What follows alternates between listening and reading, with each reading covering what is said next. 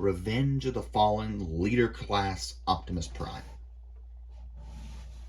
How do you even start to talk about a figure like this? I guess we just start looking at this beautiful truck. I mean, say what you will about Bayverse. I don't think anyone ever complained about the alt modes. Well, there was some complaining at the beginning that, you know, Optimus has to be a flat-faced truck, which I like the flat-faced truck. But for me as a kid, this was Optimus Prime. The flames and everything. It was like if flames were a part of Optimus Prime. If they incorporated flames into any part of Optimus Prime, like if the Nightburst Optimus Prime had flames over his body, I don't think many people would complain because it's just rad. Look at that. It looks like there's something about it, the way it's built and how just chunky it is, that gives you like a forced perspective that like it looks like a massive object. Like you don't even need the windows or the door on the side to indicate scale to you. You just know this is big, this is beefy. If it runs you down on the highway, it will crush you.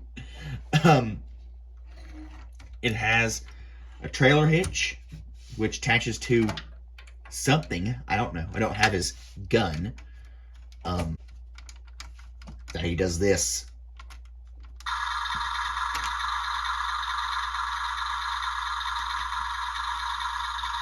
Feel the power! That's all he does. In this mode, he can roll. Roll for everywhere. He can roll forever. Assuming you have enough space. I don't know why you would ever want to do this. I don't know if I should give you this idea. But if you're a hardcore fan of the Cars franchise and you want to paint this up with Light Mac, you can actually get expression out of him. Huh? Rawr. Ooh. I apologize. These wheels are not rubber.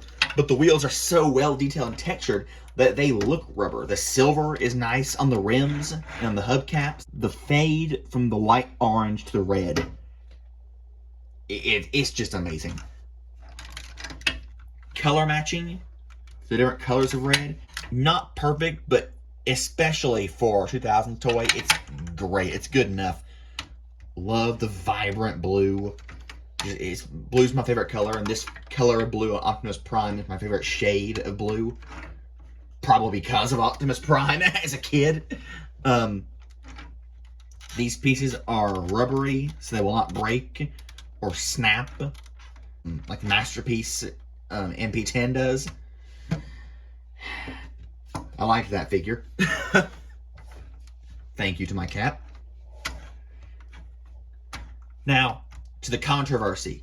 Because even a figure as great as this can have controversy. The transformation. So many people hate the transformation. And it is difficult and complex. But I like that. Because, hear me out. A difficult transformation is more, you have fun. You have to kind of figure out an order of operations. And you know, it's like the movies. In the movies, Transform whenever it just kind of flips on its back and it's transformed. Like something like this would be, you know, oh, it's a beetle, and then it's such a difficult transformation. It's done. It is a. That's why I don't like the modern one-step, two-step, easy changers. You know, it's an involved process, and it is actually really, it's not difficult, but it's complex. And you have to be doing things in the right order to get to line up to where you want to go. But it's difficult, yes, but it's fun. And that's part, the complexity for me is part of the fun. I like to transform. They're like mechanical puzzles, like the wiki describes it. And if you make it too simple, it's not a puzzle, and it's not that fun. No one wants a 4-piece jigsaw puzzle. It's simple to put together. At least I don't, you know.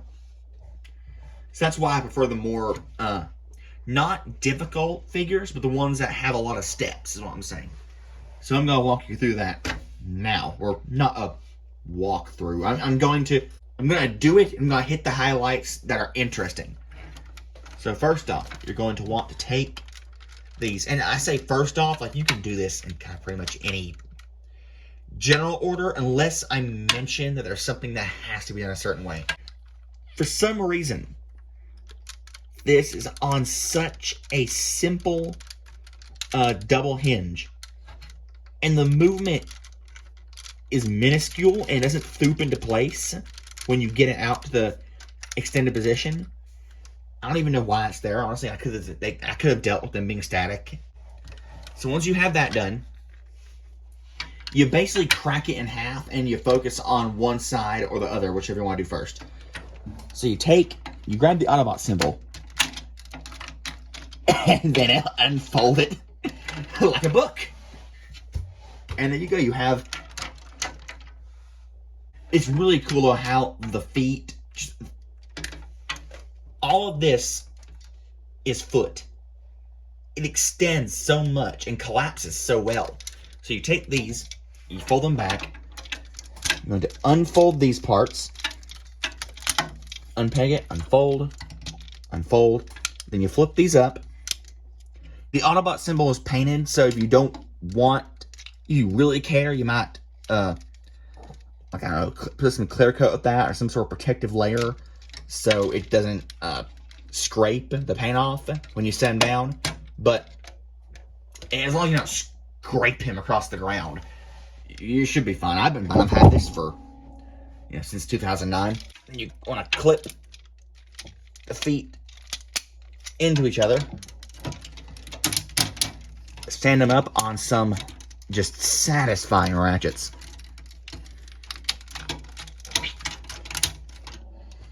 And then you just kind of finish folding the sides of the legs up. But that is pretty much the legs done. And now you can work on the upper body. If you want, like, that could totally be the inspiration for a combined mode. Anyway, here's the problem start up front. These things. The gimmick with this guy is swords. His swords will flip out like they do in the movie. The problem is they're on such light buttons. The buttons are so sensitive that when you're transforming them, they will flip out approximately 49 million times. You pretty much just you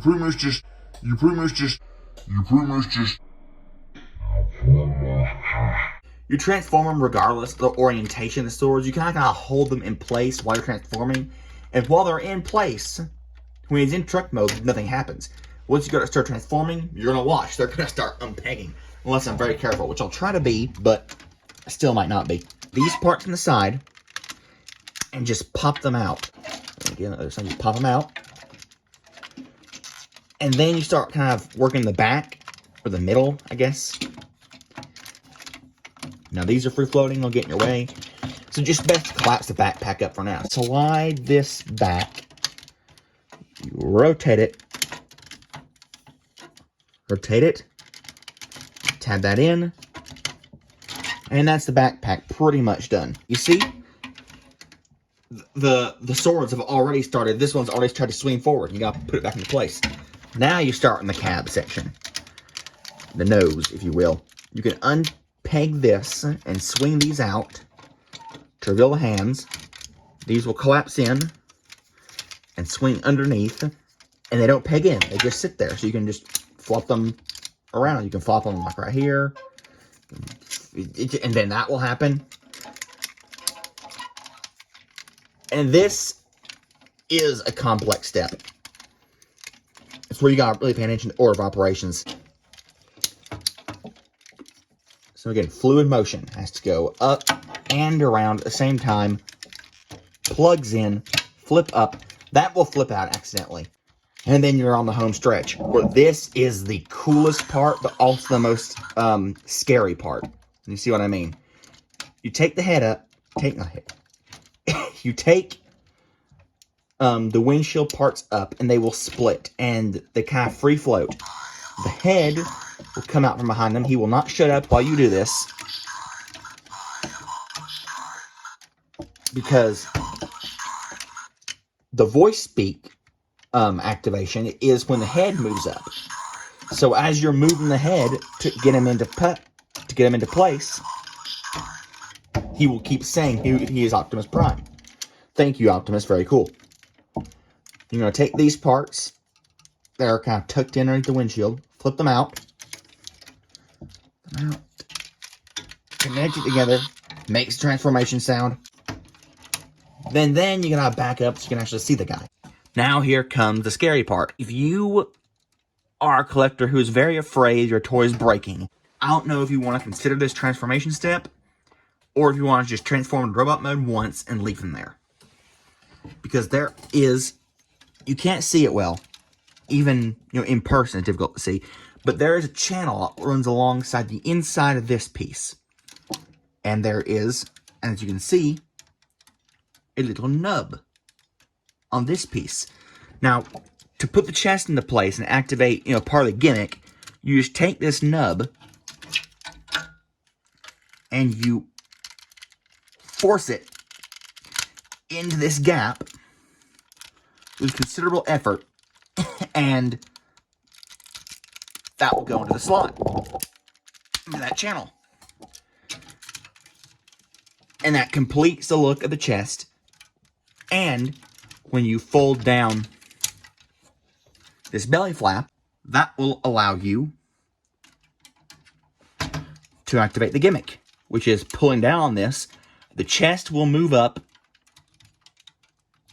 and he says one line and one line only.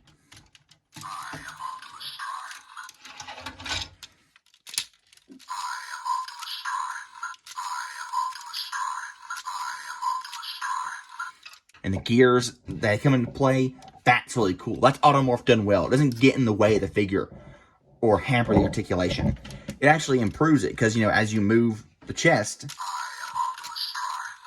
the windshields and all the different parts of it, move like he did in the movies, like it's an organic, semi-organic being instead of just a blocky piece of bricks.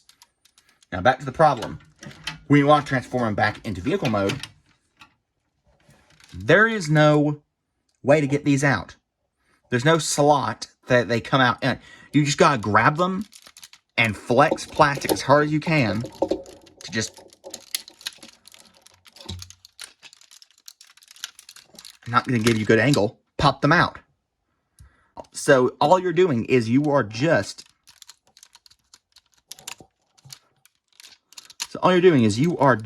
forcing this nub into that gap using the fact that plastic will flex. I don't know how good of an idea that was, design-wise.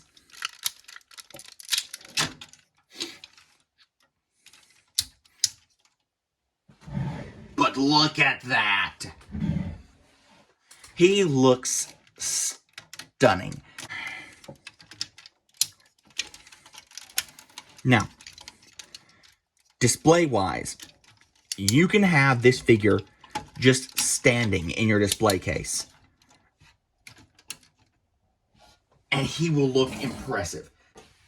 Not counting, Studio Series and the more higher-end, non-transforming posable figures. But he just has a presence and a stature that very few modern figures can boast, simply because of his size. I mean, look how big he is compared to other figures. Jetfire.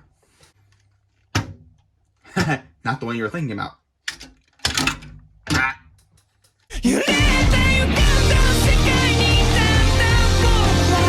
He does not have heels.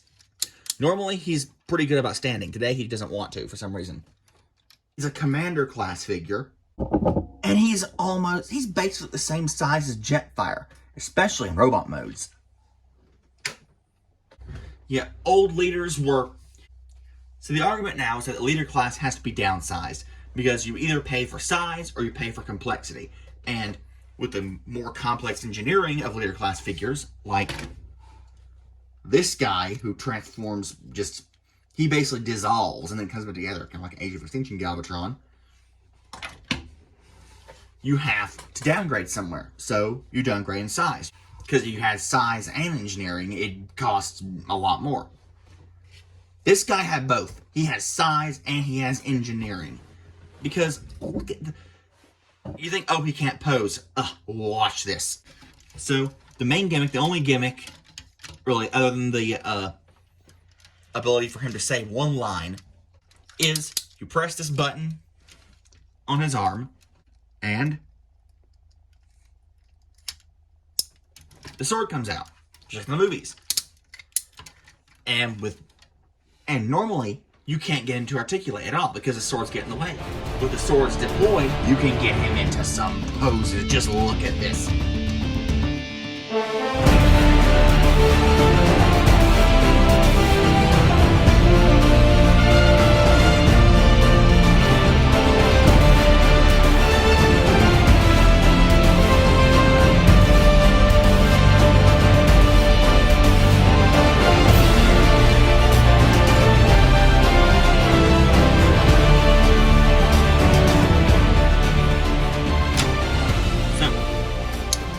The joints. As you may be hearing, he has a lot of ratchets. Ratchet in his legs, his upper legs. The best ratchet in the world for his knees. And they can move perfectly 90 degrees. Ball joint at the heel, which can go really far back. A hip joint that these tires move out of the way to accommodate. Only about that far at stock. But if you rotate the hip, or you rotate the leg, you can get a few more clicks. The arms, they seem simple, but they're complex. You have your regular in and out, 9 degrees. Actually more than 9 degrees, because you can move with one click inward. And you think maybe that's all that he can move inward. But no, because of the complex information to get his arms into place,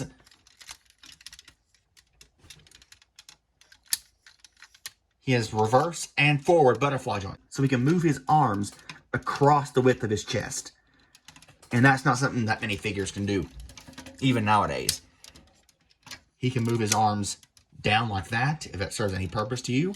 He has full arm rotation above the elbow.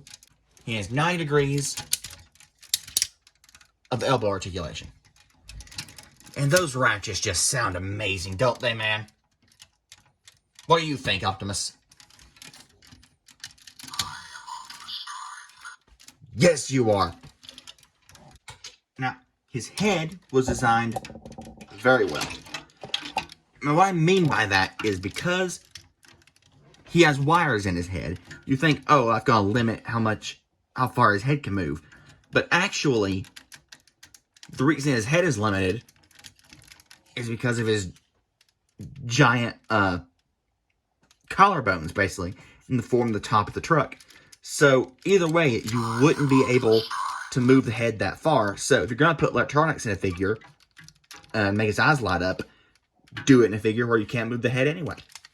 And that was a smart decision. So, Revenge of the Fallen Leader Class Optimus Prime.